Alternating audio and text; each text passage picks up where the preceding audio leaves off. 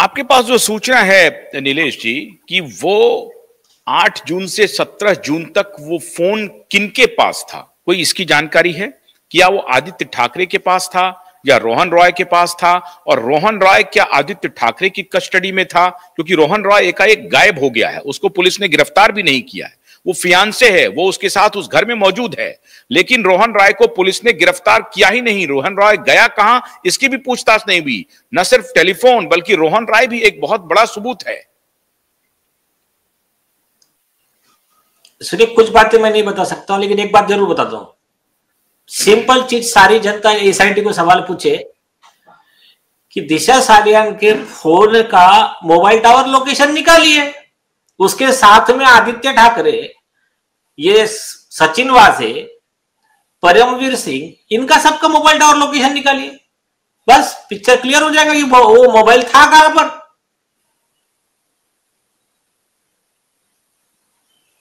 रोहन रॉय का भी इसमें, रोहन रॉय के भी पास तो मोबाइल होगा ना, उसका अपना भी मोबाइल होगा।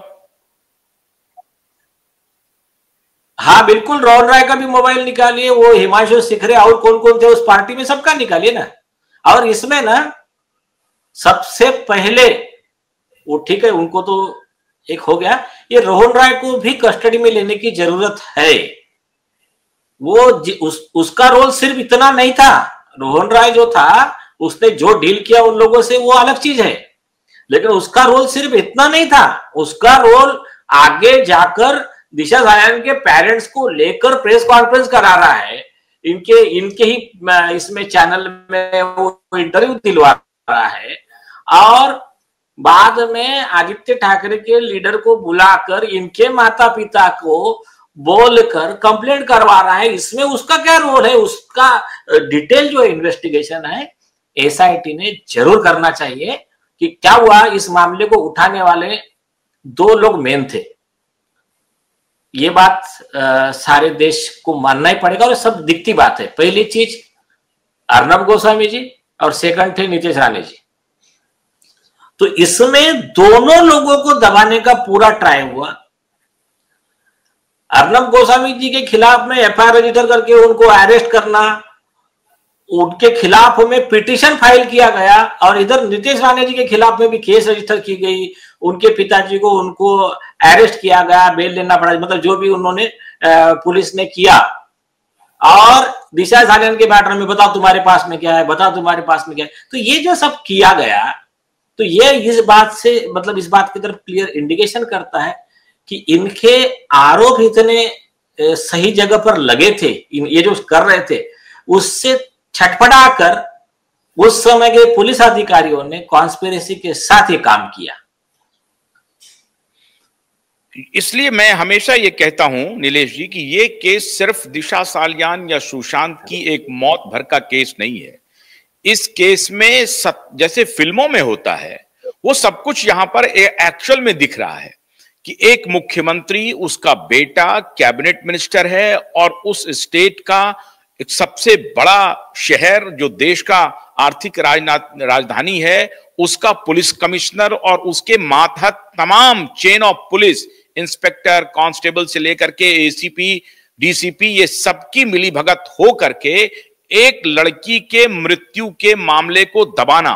और उसके बाद जिस किसी ने भी आवाज उठाई, चाहे वो श्रीमान अर्नब गोस्वामी हो या नीतीश राणे हो, नीलेश राणे हो, नारायण राणे हो, इन दोनों के खिलाफ कार्रवाई करना मतलब डिवास्टेटिंग। इतना ही नहीं, आपको याद होगा जब उस सुशांत के मामले में कुछ सवाल उठे थे कंगना रनौत के द्वारा, तो 24 घंटे के अंदर बुलडोजर भेज करके उनके घर को इंक्रोचमेंट का बहाना लगा करके बुलडोज किया गया।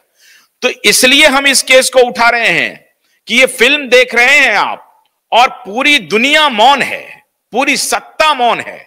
सवाल यह है नीलेश जी, क्या मुंबई के उस वक्त के पुलिस कमिश्नर परमवीर सिंह और मलवानी पुलिस स्टेशन के जो भी अधिकारी हैं जिसको आपने क्रिमिनल कहा, क्या उसके खिलाफ भी 302 का मुकदमा रजिस्टर होगा?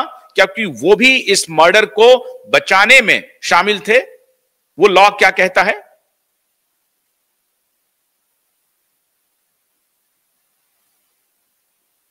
आवाज नहीं आ रही सर? हाँ आप भी आ रही हाँ, है? आ रही है। हाँ, तो देखिए दिशा सालियान के मर्डर के केस में मालवनी पुलिस स्टेशन के उस समय के पुलिस अधिकारी, असिस्टेंट कमिश्नर ऑफ पुलिस, अरे इसको हटाइए। और उसमें और भी जो सीनियर पुलिस अधिकारी इन्वॉल्व है,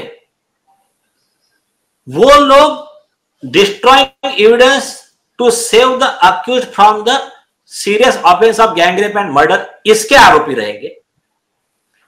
लेकिन उसके बाद में जिन लोगों ने दिशा सालियान का फोन को डिकोड करके उसका डेटा रिकवर करके सुशांत सिंह राजपूत का मर्डर और अन्य विटनेस को ठिकाने लगाना, ये जो सारे काम किए हैं, उसमें फिर सचिन वाजे हो या और कोई हो, ये सब लोग 120B में मर्डर के आरोपी है और वो सब फांसी की सजा के हकदार है।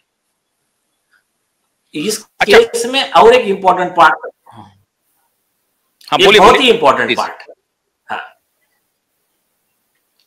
ये तो बाजू में रखिए आप, ये इन्होंने तब एफआईआर नहीं किया था और एसआईटी अभी भी टेबल टेनिस खेल रही है, ये बाजू में रखिए इसको।